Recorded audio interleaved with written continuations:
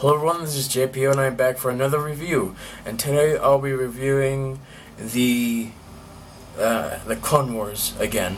And I'll be reviewing the Viceroy Gunray story arc.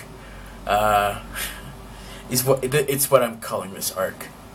And so to start off with this, is the first episode is centered around Padme.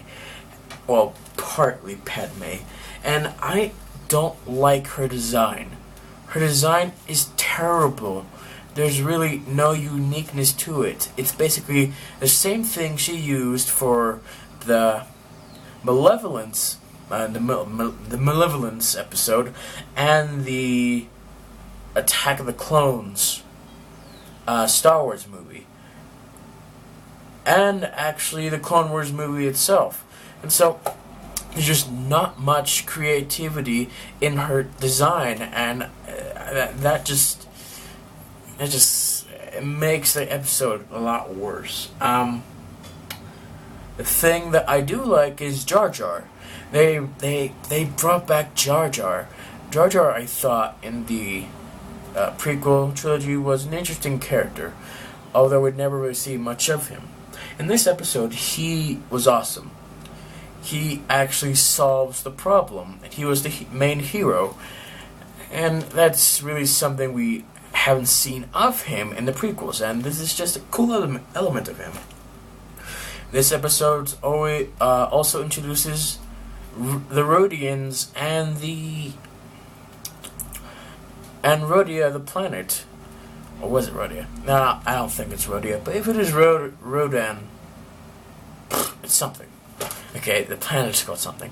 But we actually get introduced to that planet, and it's not something we've seen before. We've seen Rhodians in the background before in the Star Wars universe, but we've never actually seen a lot of Rhodians.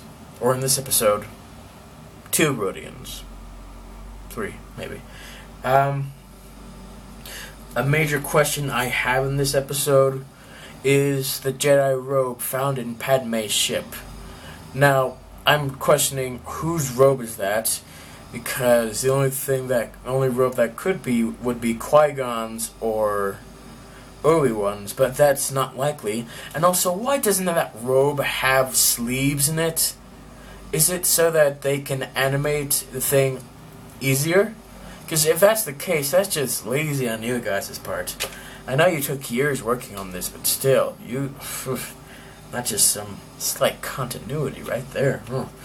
Now the slug monster is a kind of out of place condition. I mean, they're in a swamp-like planet, but the slug monster just seemed out of nowhere and slightly forced. But even though it is forced, it does fit in really well.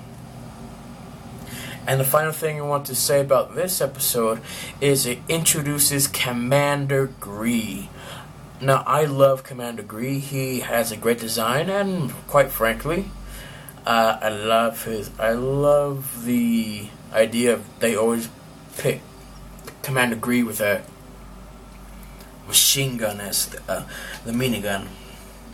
And now on to the next episode, which in the end they captured Viceroy Gunray.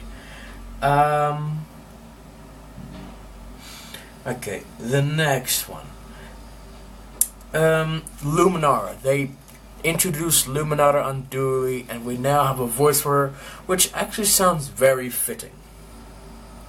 Another thing is the Senate Commandos. We are now introduced to those. They're blue, like seen before in the third one, and apparently they're the best of the best.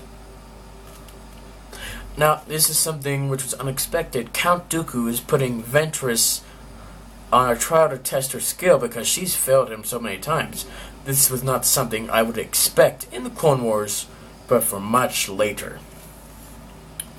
And now we have Ventress versus Luminata, and Ventress actually shows how powerful she is, because she can basically beat Luminata, but that's just because of her environment.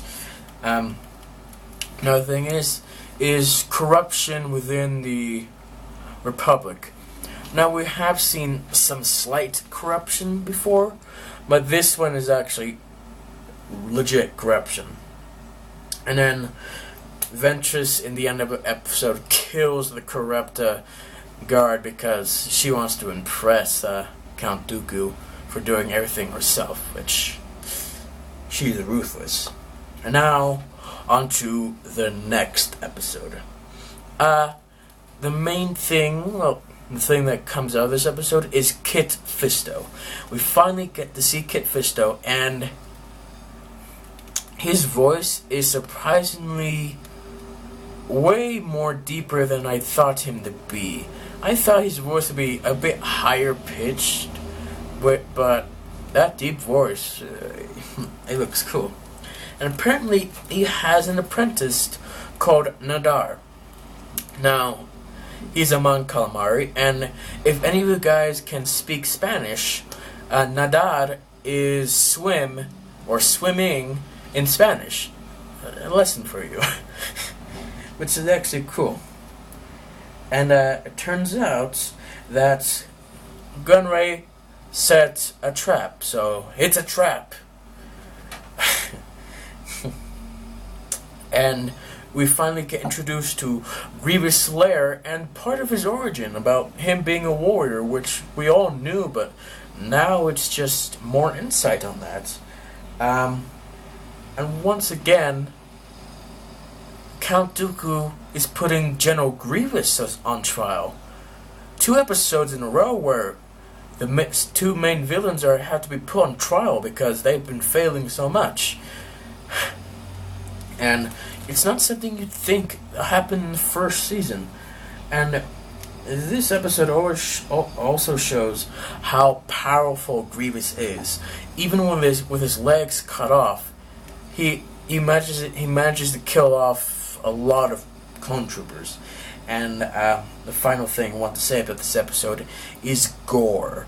I don't know what Gore is. I don't really know what species he is, but he does seem like a creature that Grievous has had for many years, plus like generations is what I would say, and that's a frightening character.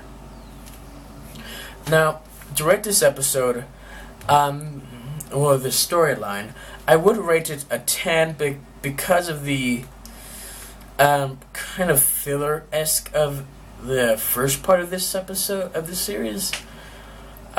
It's gonna have to be a 9, so 9 out of 10. Thank you guys for watching, and I'll see you all next time.